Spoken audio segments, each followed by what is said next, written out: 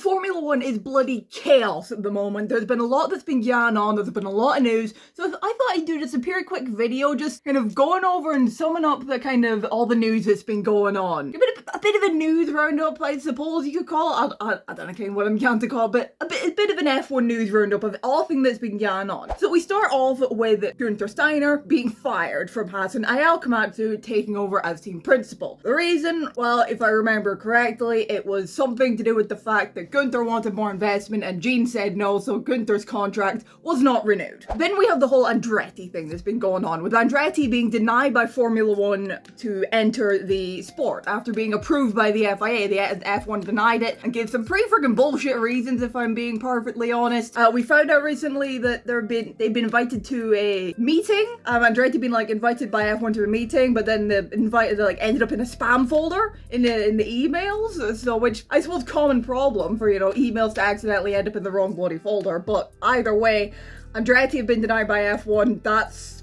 We're not seeing the end of that one anytime soon. Andretti are going to be fighting this. And honestly, I don't see why they shouldn't be in F1. What more do they need to do to prove that, hey, we should be here? Then there was the big thing that's been going on. Lewis Hamilton will be driving for Ferrari in 2025. I've already done a whole video on that. Go check it out. It'll be linked in whichever corner the eye thing is in. Top left, I think it is. I think it'll be up here, if not up there. I don't know. The link will be somewhere, probably up in the corner. But either way, Lewis Hamilton to Ferrari 2025. Huge news. Huge move. I'm really looking forward to that one because, as I said there, Leclerc's my favorite driver, but Hamilton's my second favorite, so for me this is an absolute win. And Lewis Hamilton hasn't been the only driver that's been signing with Ferrari, as Charles Leclerc extended his contract with Ferrari about a week prior to Hamilton being announced. It's a multi-year extension that he's signed, presumably to 2028, 2029, presumably a 2+3 or 3+2 type thing. Who knows? I think he's contracted for at least 3 years. Lando Norris has also extended his contract with McLaren, extending it very, very early, given he was already contracted to the end of 2025. But at least now he's contracted longer than that, and the McLaren don't have to worry about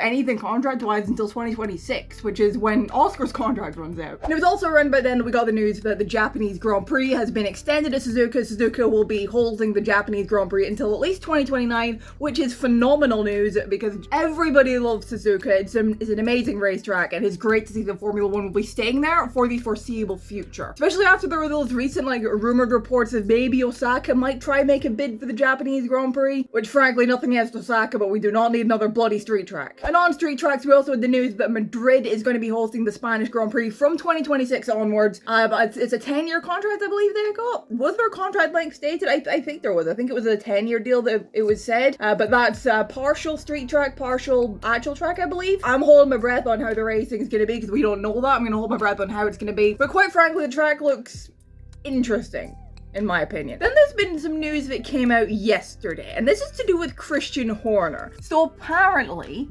Red Bull have launched an independent investigation after allegations of inappropriate behavior by team boss Christian Horner. The company confirmed this after questions. They said that we take this very seriously. Horner himself has denied the accusations, as you'd imagine he would. And it's been reported that apparently the matter with Horner has been going on behind closed doors for a while now.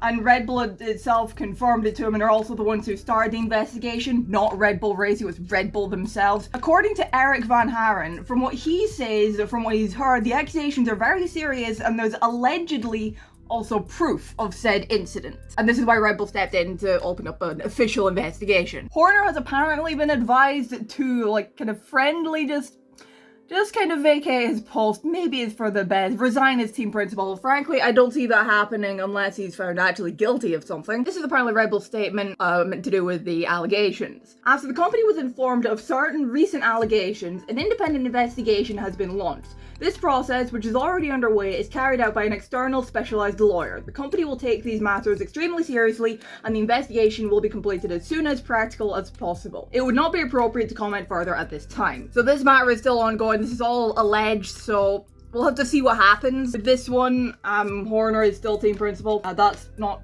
I don't see that, quite frankly, I don't see that changing unless he's actually found guilty of something, but we move on. Yesterday, we also got some news about some other stuff to do with Formula 1. After some news came out recently that apparently the PUs were going to be down to 3 per driver this season. It's actually they've changed their minds and it's now going to be 4 as it was last year, which is very good because if it was going to be 3, then there was going to be a whole mess of penalties later on this season.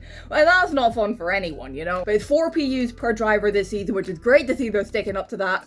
Or sticking with that, rather, from last year. And DRS is also said to be activated on lap 2. Instead of lap 3, and it'll be 1 lap after a safety car restart instead of the previous 2. This was something they trialed in F2 last year, and they seemed to like what they saw there, so they're bringing them forward to F1. I believe they're going to be trialing some lap time deletions if you cause a red flag in qualifying thing in F2 this year, which is going to be interesting to see how that goes, but they're going to have to be careful with that kind of thing, because say if a driver breaks down on track and causes a red flag, because that's not common to see in qualifying, but it could happen. Like if a driver breaks down during qualifying on track and causes a red flag, that's not the driver's fault. You know, if it's the driver's fault, then yeah, lose the lap time. But if it's not their fault, like their car conked out on them on track, they might want to be careful. But anyway, we'll see how that goes with F2. And we also got some news that the sprint format is changing. We heard about this a little while ago. The sprint format is probably going to change this year. It is changing. The format this year will be FP1 and the sprint qualifying on Friday. The sprint itself will be on Saturday morning, followed by normal race qualifying on Saturday afternoon as normal, then the Grand Prix on Sunday as usual. Couple thoughts here. I like that the main race qualifying is back to being on a Saturday afternoon for the sprint weekends. Well, it's on a Saturday afternoon as normal for sprint weekends. I do really like that. But the sprint race right before qualifying. Now, this is something that Dan, Edge in Mode 11, pointed out on Twitter about how the sprints might not be as exciting now because drivers might not want to crash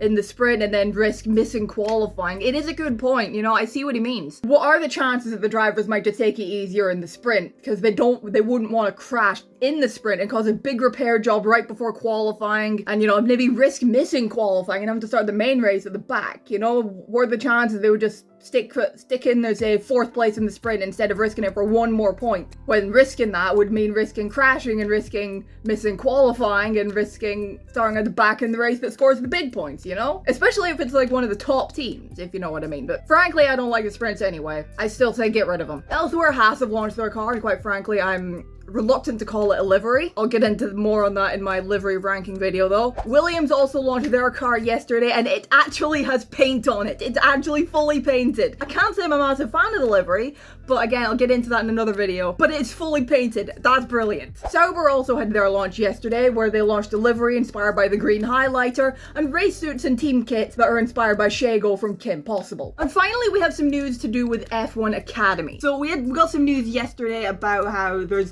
some changes coming to F1 Academy this year, some updates. One of the big ones is there's going to be super license points scored. So the top 5 will be able to score super license points, 10 for first place, 7 for second, 5 for third, 3 for fourth, and 1 point for 5th place. And that is a great thing to see. It's great to see that these drivers will be able to score super license points for where they finish in this championship if they finish in the top 5. And we also got some news of there's going to be wildcard entries, which is going to be interesting to see how that works out. That's a bit of something different. Keen to see how that one works out. And there's also been an update to say that a driver may only participate in 2 seasons of F1 Academy. Kind of trying to promoting progression is the way they worded it. There's also been some news about drivers as well. Of course, we heard it was like before the end of last season that Bianca Bustamante will be representing McLaren this season and driving for ART. We recently just saw the livery that she'll be sporting. It's an orange car. Quite frankly, I like it more than the McLaren livery itself. We got some other news about drivers. We heard that Dorian Pin will be representing Mercedes. We've also seen the livery that she'll be sporting this year. She'll be driving down at Prema. She'll be alongside Maya Wuch. I probably mispronounced that surname horribly, but Maya will be representing Ferrari. She was already part of the Ferrari Driver Academy. They've decided to put her in F1 Academy this year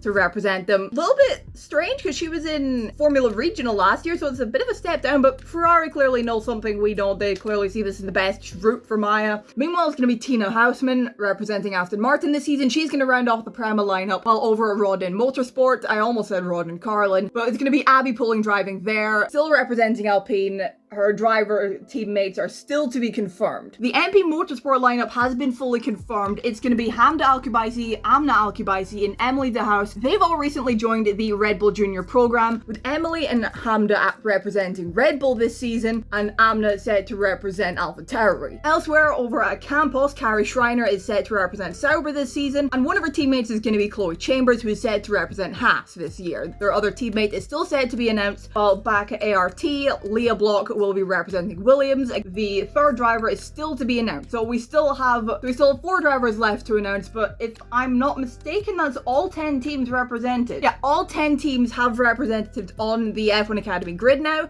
There's still 4 more seats left to announce. We'll see who gets those last 4 seats. But that's the news. That's what's been happening recently in Formula 1. That's all the news I can think of, that I can remember of. If I've missed anything, oh yeah, and Nick DeVries is in the shit for something financially. I heard something about that, but I can't exactly remember what it is. Anyway, that's all the news I can remember of that's going on right now. With the Alpine launch tomorrow, the AlphaTauri launch the day after that, then next week it's Aston Martin, Ferrari, Mercedes, McLaren, and then Red Bull. It's gonna be good. Then we have pre-season testing and DTS season 6 the week after that. Honestly, you know what? If DTS doesn't get 7th season, I will be slightly disappointed. I'm not the massive fan of Drive to Survive these days, but with all that's been going on so far this winter season, like, I'm sorry. Netflix would have a bloody field day. But anyway, that's been the news that's been going on. Just thought I'd do a quick little news roundup of everything that's been happening in Formula 1, because there's been a lot going on. That's been the latest, and I will leave this here. Let me know what you thought down in the comments below. Drop a like if you enjoyed the video. Subscribe if you're new around here. Thank you all so much for watching, and I will see you in the next video.